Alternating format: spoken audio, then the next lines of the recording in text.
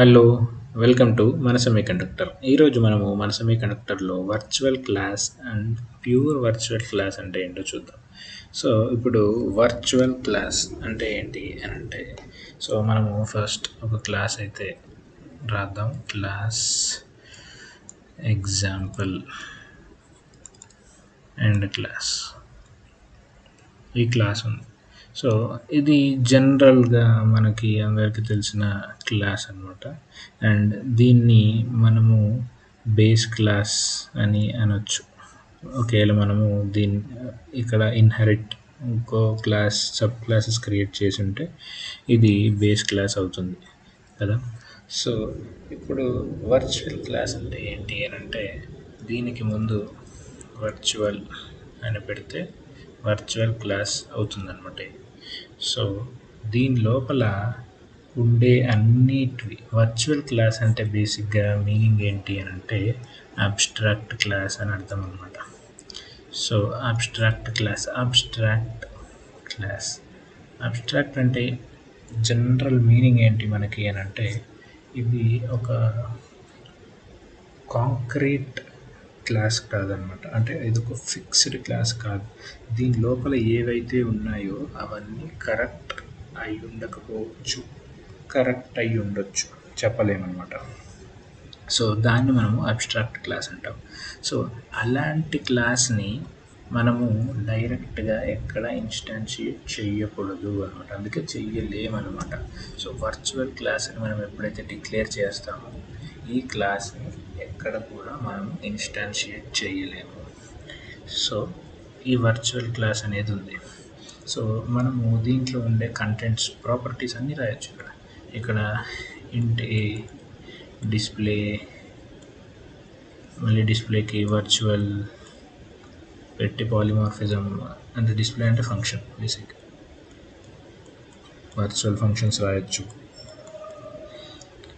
And మనము ఈ virtual function రాస్తున్నామంటే ఇది ఎలిజిబుల్ అవుతుంది కదా. మనం కింద ఉండే సబ్ క్లాసెస్ పాలిమార్ఫిజం మనం క్రియేట్ చేస్తున్నట్టు వర్చువల్ మెథడ్ క్రియేట్ చేసినాం కాబట్టి సేమ్ ఏ అనే నేమ్తోనే దాని సబ్ క్లాస్లో మనము వర్చువల్ అని కీవర్డ్ పెట్టినా పెట్టకుండా మనము ఇంకో ఫంక్షన్ రాసినట్టయితే ఇది ఓవర్ రైడ్ అయిపోతుంది మన సబ్ క్లాస్తో కదా. పాలిమార్ఫిజం టాపిక్లో మనం అయితే చూస్తున్నాం. ఆ పాలిమార్ఫిజం లింక్ నేను ఇక్కడ పెడతాను, ఇక్కడి నుంచి అయితే వెళ్ళి చూడొచ్చు మీరు. సో ఇది వర్చువల్ మెథడ్స్ అయితే మళ్ళీ దీంట్లో రాయొచ్చు. ఇవే కాకుండా ప్యూర్ వర్చువల్ మెథడ్స్ కూడా మనం దీంట్లో రాయొచ్చు. ప్యూర్ వర్చువల్ మెథడ్స్ అంటే ఏంటి అంటే, సో బేసిక్గా వర్చువల్ మెథడ్ అంటే ఏంటి, సో ఇది మనము వర్చువల్ ఫంక్షన్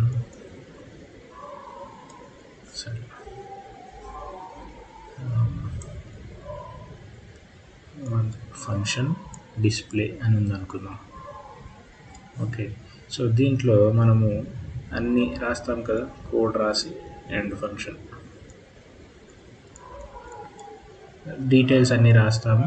మనం ఆబ్జెక్ట్ క్రియేట్ చేసినప్పుడు ఈ పర్టికులర్ బేస్ క్లాస్ అయితే ఇదైతే, సో దీనికి మనము డిస్ప్లేని కాల్ చేసినప్పుడు ఈ డిస్ప్లే వస్తుంది.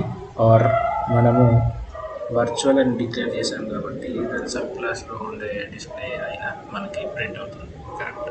సో కానీ మనము దీనికి ముందు ప్యూర్ వర్చువల్ ఫంక్షన్ అని మనం రాసినప్పుడు ఏమవుతుందంటే ఈ కింద పోర్షన్ ఏమీ ఉండదు అనమాట. ఓన్లీ డిక్లరేషన్ ఉంటుంది కదా. దీని ఎగ్జిక్యూషన్ మొత్తం సబ్ క్లాస్లోనే ఖచ్చితంగా రాయాలన్నమాట. ఎందుకంటే ఇక్కడ ఉండదు అని అర్థం అనమాట. ప్యూర్ మెథడ్స్, మనం దీని ప్యూర్ మెథడ్ కదా, ఫంక్షన్స్ అండ్ టాస్క్ మనం మెథడ్స్ అంటాం. సో ప్యూర్ వర్చువల్ ఫంక్షన్, ఆ ప్యూర్ వర్చువల్ టాస్క్లు ఉన్నప్పుడు దీని కింద ఏమి ఎగ్జిక్యూషన్ మనం రాయాలి, అంతా సబ్ క్లాస్లోనే రాయాలి. ఇది ప్యూర్ వర్చువల్ మెథడ్ అనమాట. సో ప్యూర్ వర్చువల్ మెథడ్స్ అనేవి మన క్లాస్లో, ఒక వర్చువల్ క్లాస్లో మనకి ప్యూర్ వర్చువల్ మెథడ్స్ అనేవి ఉన్నట్టయితే దాన్ని మనం ప్యూర్ వర్చువల్ క్లాస్ అని అంటాం. అగైన్ మళ్ళీ pure virtual class, again subtract class, ఎందుకంటే అది కూడా వర్చువల్ క్లాస్ కాబట్టి. సో దాన్ని మనం ప్యూర్ వర్చువల్ క్లాస్ అని అంటాం అన్నమాట. సో ఇది virtual class and pure virtual class గురించి. ఇక్కడ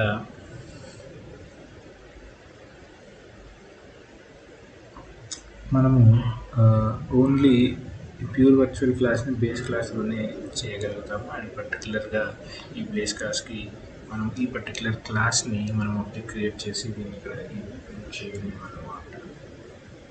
that's it. Please subscribe to my channel. Thank you.